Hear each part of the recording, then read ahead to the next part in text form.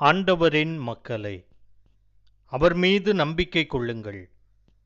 அவரே உங்களுக்கு துணையும் கேடயமும் ஆவார். ஆண்டவரின் குலத்தாரே, அவர் மீது நம்பிக்கை கொள்ளுங்கள். அவரே உங்களுக்கு துணையும் கேடயமும் ஆவார். எங்களுக்கு துணையாய் இருக்கிற எங்கள் இறைவா, எங்களோடு இருந்து நீரே மக்களாகிய எங்களை பாதுகாக்க வேண்டுமாய் எங்கள் ஆண்டவராகிய இயேசு கிறிஸ்து வழியாக உம்மை மன்றாடுகிறோம். ஆமேன். புனித மார்க்கு எழுதிய தூய நற்செய்தியிலிருந்து வாசகம். அதிகாரம் 6. பகிர அழைக்கும் வார்த்தைகள் 34 44 முடிய. அக்காலத்தில் இயேசு படகிலிருந்து கலிலேயா கடற்கரையில் இறங்கிய போது பெருந்திரளான மக்களை கண்டார். அவர்கள் ஆயரில்லா ஆடுகளைப் போல் இருந்ததால் அவர்கள் மீது பரிவு கொண்டு அவர்களுக்கு பலவற்றை கற்பித்தார். இதற்குள் நெடுநேரமாகிவிடவே சீடர் அவரிடம் வந்து, இவ்விடம் பாலை நிலமாயிற்றே, ஏற்கனவே நெடுநேரமாகிவிட்டது. சுற்றிலும் உள்ள பட்டிகளுக்கும் ஊர்களுக்கும் சென்று உண்பதற்கு ஏதாவது அவர்களை வாங்கிக் கொள்ளுமாறு நீர் மக்களை அனுப்பிவிடும் என்றனர். அவர் அவர்களிடம், நீங்களே அவர்களுக்கு உணவு கொடுங்கள் என்று பதிலளித்தார். அவர்கள், நாங்கள் போய் 200 தெனாரியத்துக்கு அப்பம் வாங்கி இவர்களுக்கு உண்ண கொடுக்க வேண்டும் என்கிறீரா என்று கேட்டார்கள். அப்பொழுது அவர், உங்களிடம் எத்தனை அப்பங்கள் இருக்கின்றன, போய் பாருங்கள் என்று கூற, அவர்களும் பார்த்துவிட்டு 5 அப்பங்களும் 2 மீன்களும் உள்ளன என்றார்கள். அவர் எல்லாரையும் பசும்புல் தரையில் அமரச் செய்யும்படி சீடர்களை பணித்தார். மக்கள் 100 பேராகவும் 50 பேராகவும் வரிசை வரிசையாய் அமர்ந்தனர். அவர் அந்த 5 அப்பங்களையும் 2 மீன்களையும் எடுத்து வானத்தை அண்ணாந்து பார்த்து கடவுளை போற்றி அப்பங்களை பிட்டு அவர்களுக்கு பரிமாறுவதற்காக தம் சீடரிடம் கொடுத்தார். அவ்வாறே அந்த 2 மீன்களையும் எல்லாருக்கும் பகிர்ந்தளித்தார். அனைவரும் வயிறார உண்டனர்.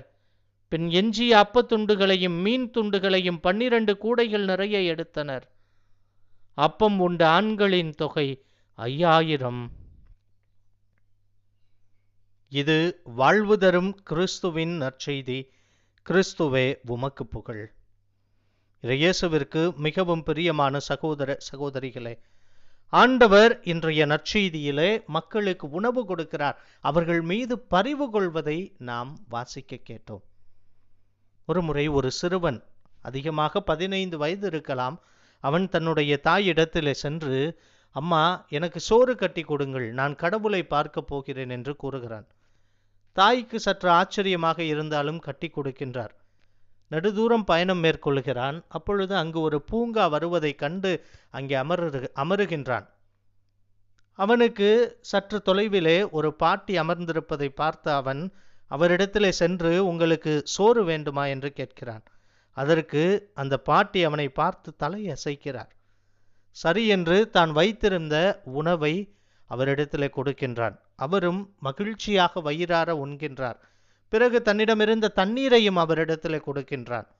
மகிழ்ச்சியாக குடிக்கின்றார். இருவரும் வீட்டிற்கு சென்று விடுகிறார்கள்.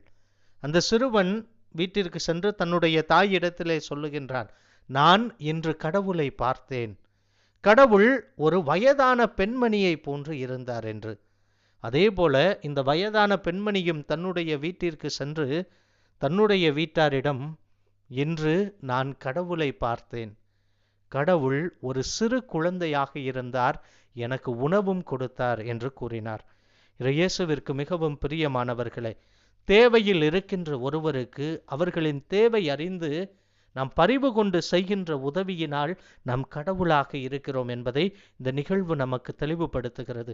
இன்றைய நற்செய்தி வாசகத்திலே ஆண்டவர் இயேசு கிறிஸ்து தன்னை நோக்கி வந்த மக்களுக்கு, ஆயரில்லா ஆடுகளைப் போல இருந்த மக்களுக்கு உதவுகின்றார், உணவு கொடுக்கின்றார். இதற்கு அந்த மக்கள் செய்த புண்ணியம் என்னவென்று நாம் சிந்தித்து பார்க்கிற பொழுது, அவர்கள் ஆண்டவரை நோக்கி அவரை பற்றி அவர் போதிப்பதை கேட்பதற்காக ஓடோடி செல்கிறார்கள் அவரை நோக்கி. நாமும் ஆண்டவரை நோக்கி ஓடோடி செல்லுகிற பொழுது, ஆண்டவரை தேடி செல்லுகிற பொழுது, ஆண்டவர் நம்முடைய வாழ்க்கையிலும் புதுமை நிகழ்த்துவாராகவே பிறந்திருக்கின்ற இந்த புத்தாண்டிலே ஆண்டவரை நோக்கி செல்வோம். ஆண்டவர் நம் வாழ்விலும் நம்மோடு இருந்து புதுமைகள் நிகழ்த்துவார். ஆமேன்.